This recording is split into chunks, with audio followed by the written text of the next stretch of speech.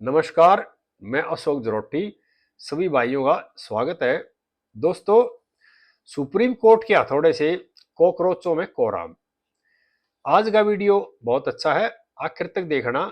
ज्यादा से ज्यादा भाइयों को शेयर करना। और जिस भाई ने चैनल सब्सक्राइब नहीं कर रखा, अपने भाई के चैनल को भाई सब्सक्राइब भी कर लेना और इस वीडियो को हाइप जरूर करना। दोस्तों, देश में काफी दिनों से जो चल रहा है ना, वो समझ से बाहर है।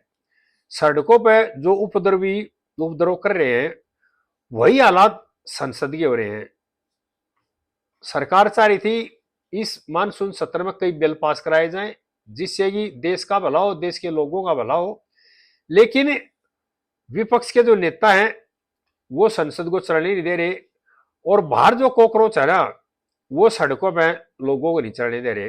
हालात ऐसे कर रखे हैं, अभी एक तरह से देश को बंधक बनाने की कोशिश की जा रही है। जो कॉकरोच हैं, वो धमकी दे रहे हैं बाहर सड़क पे कि जो हमारे सवाल थे संसद में उन पर बात हो, अगर उन पर बात नहीं हुई तो फिर हम दोबारा आएंगे। और ये भी धमकी दे रहे हैं अब जो एफआईआर दर्ज कर रखी है वो तमाम एफआईआर वापस ही ली जाए पूरी की पूरी।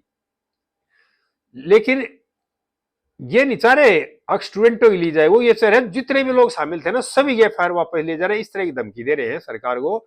और नहीं तो कह रहे हैं हम फिर आएंगे, आंदोलन करेंगे। जो हाल सड़कों पर वही संसद के अंदर कर रखा है। राहुल गांधी जी संसद में जिस तरह का ड्रामा कर रहे हैं, उससे मनोरंजन तो बहुत बढ़िया हो रहा है। लेकिन भाई, नेता प्रतिपक्ष की जो गरिमा है ना, उसमें बहुत ज्यादा गिरावट आ रही है। संसद के अंदर बगैर सबूत के राहुल गांधी जी ने बयान दिया कि गृह मंत्री अमित शाह ने आदेश दिए थे गोली के। अगर गोली के आदेश अमित शाह ने दिए थे तो राहुल जी से मेरी अपील है, वो आदेश की ऑर्डर की कॉपी दिखाए या कोई रिकॉर्डिंग दिखाए, या किस आदमी के सामने फोन करके अमित शाह जी ने कहा था पुलिस कमिश्नर को, अब भाई ये काम कर दो, ये गोली चला दो, ये कर दो, इस तरह की बातें। ये बेतुके जो बयान देते हैं, बेतुकी बातें करते हैं। उससे क्या होता है, संसद का समय भी खराब होता है और जो संसद में काम होने चाहिए, जो बिल पास होने हो, वे भी रुक जाते हैं। जिस तरह का ड्रामा, जिस ईगो के साथ राहुल गांधी बात करते हैं ना, सारा देश उसके मनोरंजन का पूरा स्वाद लेता है। लेकिन उनका खुद का भी नुकसान है। 56 साल की उम्र में इतना बड़ा पद है, जो बहुत गरिमा का पद है, उसको भी तार तार कर रहे हैं। ये देखना चाहिए अभी संसद के अंदर नियम कानून है, मर्यादा है, उसके तहत बोलना चाहिए। और अगर आपके पास कोई पुख्ता सबूत नहीं है, इस तरह के झूठे आरोप लगाने से सिवाय आपके नुकसान के कोई फायदा होने वाला नहीं है। और मैं तो ये भी सलाह दूंगा राहुल गांधी को भी, उसके जो सलाहकार है ना, जो उसको लिख के देते हो, जो ज्ञान के भंडार है उसके, जो बैठे पीछे, उनको ये कहना चाहूंगा, अब थोड़ा बहुत ज्ञान कानून का भी दे दिया और कानून पर भी लिया। और हमारे देश की जो कानून है ना, उसमें धारा 148, 49, 150 बीएनएसएस है, वो पढ़ लो पहले। सीआरपी सीधी उसको पढ़ भी लो थोड़ा, कि गोली चलाने का आदेश कौन देता है। गोली चलाने वाले का आदेश प्रधानमंत्री नहीं देता, गृह मंत्री नहीं देता, मुख्यमंत्री नहीं देता, गवर्नर नहीं देता। गोली चलाने का आदेश, बल प्रयोग करने का आदेश, प्रदर्शन को तितर बितर करने का आदेश, वहां मौजूदा जो अधिकारी होते हैं वो सफिशियंट है वो आदेश देने के लिए। स्टेटों में डीएम होता है या मजिस्ट्रेट होता है, और जहां पर कमिश्नरी लागू है वहां पर पुलिस अधिकारियों को ये पावर है, वो आदेश देने में सक्षम है। जितने बल की मौके में जरूरत हो प्रयोग करने की, उतना बल प्रयोग करने के लिए वे आदेश देते हैं। चाहे उसमें पानी की बौछार मारनी हो, चाहे टीयर गैस चलानी हो, चाहे रबड़ बोल्ट चलानी हो, चाहे सॉलिड गोली चलवानी है, उसका पूरा जो अधिकार है उस मौके के ऑफिसर को होता है। स्टेट में मजिस्ट्रेट को है, और कमिश्नरी में जो मजिस्ट्रेट पावर है वो पुलिस के पास है। मौके में जो इलाके का डीसीपी होगा उसको अधिकार है। अगर डीसीपी मौके पे नहीं है तो एसीपी को भी अधिकार है, एसीपी भी नहीं है तो एसएचओ को भी अधिकार है।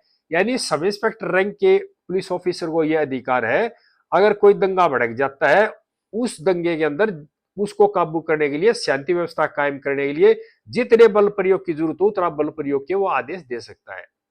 ये कोई जरूरी नहीं है मौके पर कमिश्नर या डीसीपी हो। अगर कोई सब इंस्पेक्टर मौके पर है, उससे बड़ा कोई अधिकारी नहीं है, और 1000 2000 की भीड़ आकर के आग लगानी शुरू कर दे, संपत्ति को नुकसान पहुंचाना शुरू कर दे, लोगों की हत्या करना शुरू कर दे, उसको रोकने के लिए उस सब इंस्पेक्टर को भी पूरा अधिकार है, जितनी सफिशिएंट बल की जरूरत हो उसको वहां पर बल प्रयोग करा सकता है।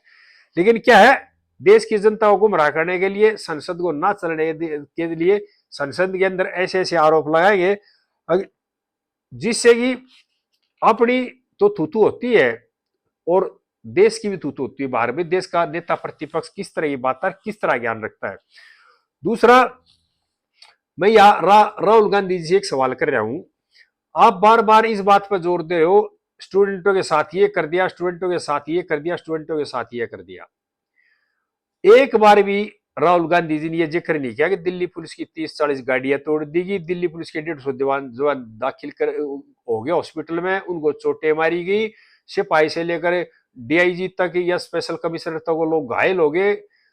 उनके बच्चों के बारे में, उनके बारे में कोई बयान नहीं दिया, कोई संपत्ति नहीं है उनसे। सिर्फ क्या है, अपनी राजनीतिक रोटियां सेकनी, अपना स्वार्थ साधना है और एक ही बात चाह रहे हैं, मैं किसी भी तरह से प्रधानमंत्री कुर्सी पर बैठ जाऊं मैं जाकर के।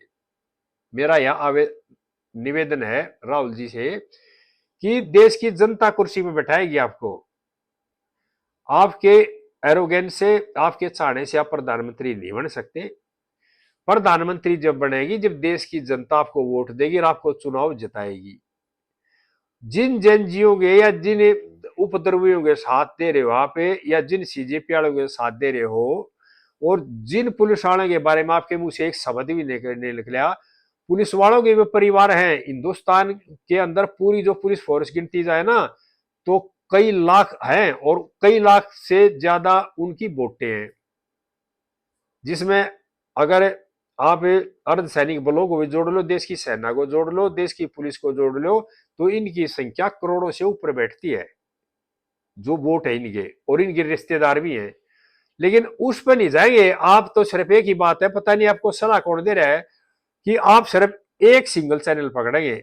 अभी मेरा फायदा किसमें है, किसमें नुकसान है, लेकिन ये नुकसान कर रहा है आपका। सत्य को सत्य जिस दिन आप कहने लग जाओगे, सच्चाई को समझने लग जाओगे, उस दिन लोग आपको वोट भी देना शुरू कर देंगे। अब लोग देख रहे हैं भाई वोट हम किसको दें, जिसको यही ज्ञान नहीं है अभी गोली चलाने का आदेश कौन देता है मौके पे, गृह मंत्री के ऊपर आरोप लगा रहे हो, सबूत आपके पास है नहीं। या तो सबूत लाओ ढूंढ के, देश की जनता को देखो ये आदेश दिए थे भाई गृह मंत्री जी ने। लेकिन क्या, अपनी भी मुंह हसाई करा रहे हैं, और जो आपके सलाहकार हैं वो जो आपको सलाह दे रहे हैं उनके बहकावे में आगे आप अपना भी नुकसान कर रहे हैं। और इस तरह के मौके हर बार बार आ रहे हैं, क्यों? अपना ज्ञान है नहीं, दूसरे की माननी नहीं। और दोस्तों एक बात और है, यहां पर सुप्रीम कोर्ट ने बहुत अच्छा काम कर दिया, बहुत ही बढ़िया फैसला कर दिया सुप्रीम कोर्ट ने। ये जो कॉकरोच है ना, इनके जो अक्का है और जो विपक्षी दल है, ये बहुत ताकतवर लोग हैं। इन्होंने अगले ही दिन सुप्रीम कोर्ट का दरवाजा खड़खड़ा दिया, दिल्ली पुलिस को पार्टी बना करके, सरकार को पार्टी बना करके भाई अत्याचार कर दिया। दिल्ली पुलिस ने पैलेट गन चला दी, दिल्ली पुलिस ने गोली चला दी, AK-47 ताड़ दी, इस तरह का करके सुप्रीम कोर्ट के थे। और इसलिए भी गए थे अभी तमाम जो FIR रद्द करी जाए। कहानी क्या थी, जो उपद्रवी किस्म के जो अपराधी प्रवृत्ति के लोग थे वो भी शामिल थे। क्यों? उनका इन्होंने साथ ले रखा था। भाई इस तमाम FIR कैंसिल हो जाएंगे, वे भी बच जाएंगे, आगे प्रदर्शन करेंगे, दंगा करेंगे, वे फिर इनके साथ में आगे खड़े हो जाएंगे। उनको बचाना ही न जरूरी था। सुप्रीम कोर्ट चले गए, माननीय सुप्रीम कोर्ट ने ऐसा आदेश दे दिया, हड़कंप मच गया है कॉकरोचों में भी और उपद्रवियों में भी। क्यों? सुप्रीम कोर्ट ने क्लियर कर दिया, सरकार को बता दिया कि जो नाबालिग हैं उनको सरकार तुरंत रिहा करे, जो स्टूडेंट है उनको सरकार रिहा करे, उनको गिरफ्तार ना करे, और जो उपद्रवी किस्म के लोग, जो अपराधी प्रवृत्ति के लोग हैं, उनको की जांच जारी रखेगी और जो कानून कहता उसके हिसाब से कार्रवाई करेगी। उसके बाद इन लोगों में हड़कंप मच गया। क्यों? जो लोग बिरयानी बांटने के लिए बुला रखे थे, जिनके ऊपर 8-8, 10-10 मुकदमे दर्ज थे, उनमें महिलाएं भी थी और पुरुष भी थे, जो मां बहन की गाली दे रहे थे पुलिस को भी, अर्धसैनिक बलों को भी, प्रधानमंत्री को, गृह मंत्री को भी, वे लोग थे, ना तो नाबालिग थे और ना वे स्टूडेंट है। और सरकार ने भी क्लियर कर दी, अभी जिसने नीट का पेपर दे रखा है, और अब की बार दे रखा है, पिछली बार भी दे रखा है, उनके खिलाफ पुलिस कोई कार्रवाई नहीं करेगी। जो नाबालिग है उनके खिलाफ पुलिस कोई कार्रवाई नहीं करेगी। लेकिन जो अपराधी प्रवृत्ति क्रिमिनल जो लोग है ना, जो शामिल हुए थे, जो विदेशों की जूठड़ में पड़ रहे हैं और देश के खिलाफ गद्दारी कर रहे हैं, देश की पुलिस को गाड़ दे रहे हैं, अर्धसैनिक बलों के गाड़ दे रहे हैं, पुलिस की गाड़ियां तोड़ रहे हैं, सरकारी संपत्ति को नुकसान पहुंचा रहे हैं, देश के माननीय प्रधानमंत्री को गाली दे रहे हैं, गृह मंत्री को गाली दे रहे हैं, उनको बख्शा नहीं जाएगा। उसके बाद खलबली मच गई कॉकरोचों में। क्यों? अब जो बुला रखे थे भाड़े वाले थे ना, जो अपराधी प्रवृत्ति के लोग आ रहे थे, जो कई यूट्यूबर थे पैसे लेकर जा रहे थे, जो यूट्यूब से व्यू लेने की होड़ लगकर गालियां दे रहे थे प्रधानमंत्री को, अब उनकी जांच शुरू हो रही है और दिल्ली पुलिस ने धीरे धीरे एक्शन लेना शुरू कर दिया है। और यह भी कह दिया पुलिस कमिश्नर ने, अभी ये टोटल एफआईआर विड्रॉ नहीं होगी, जो स्टूडेंट है उनके खिलाफ कोई कार्रवाई नहीं होगी, लेकिन जो क्रिमिनल है उनको बख्शा नहीं जाएगा। अब क्रिमिनल इनके ऊपर प्रेशर बनाएंगे, अब हमारे को बचाओ, कानून बचने नहीं देगा। सुप्रीम कोर्ट ने क्लियर कर दी इस बात को, अब जो क्रिमिनल थे उनके खिलाफ कार्रवाई होगी, उनको छोड़ा नहीं जाएगा, जो स्टूडेंट है उन पर कार्रवाई होगी नहीं। पूरा क्लियर फंडा बता दिया। और अपने जो जो षड्यंत्र रचा था, जाल बुना था इनने कॉकरोचों ने, अपने जाल में खुद फंस गए। अब ये जो क्रिमिनल थे जो आ रहे थे, दंगा कर रहे थे, 3,000 करीब हैं, जो कई कई मुकदमे दर्ज होने के खिलाफ, मर्डर के भी हैं, डकैती के भी हैं, रॉबरी के भी हैं और अपहरण के भी हैं, एनडीपीएस एक्ट के भी हैं और कई संघ अपराधों में शामिल हैं। उनको कैसे छोड़ा जाएगा? उनको तो पुलिस करेगी। और जब वो कानून के तहत शिकंजे में ठोके जाएंगे ला करके, वो क्या करेंगे? वो लेंगे इनका नाम कॉकरोच होगा। अब इसने बोला था मेरे को, इसने क्या नहीं किया, नहीं पूरी पोल खुल जाएगी।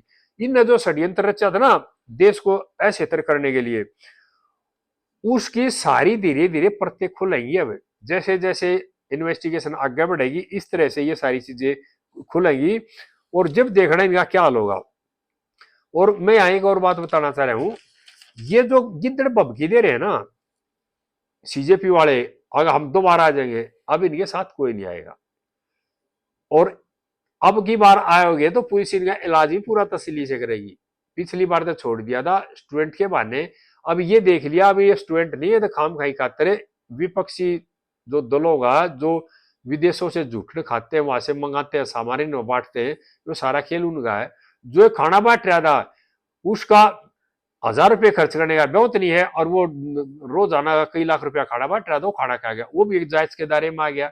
अब वो भी रो रहा है, अगर पुलिस मुझे परेशान कर रही है।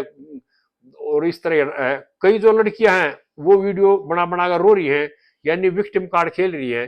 पहले जो गालियां दी प्रधानमंत्री को, पुलिस को, अर्धसैनिक बलों को, जब तो सोचा नहीं, अब जब कानून का शिकंजा नजदीक पहुंचा ना, अब लोग ड्रामा कर रहे हैं।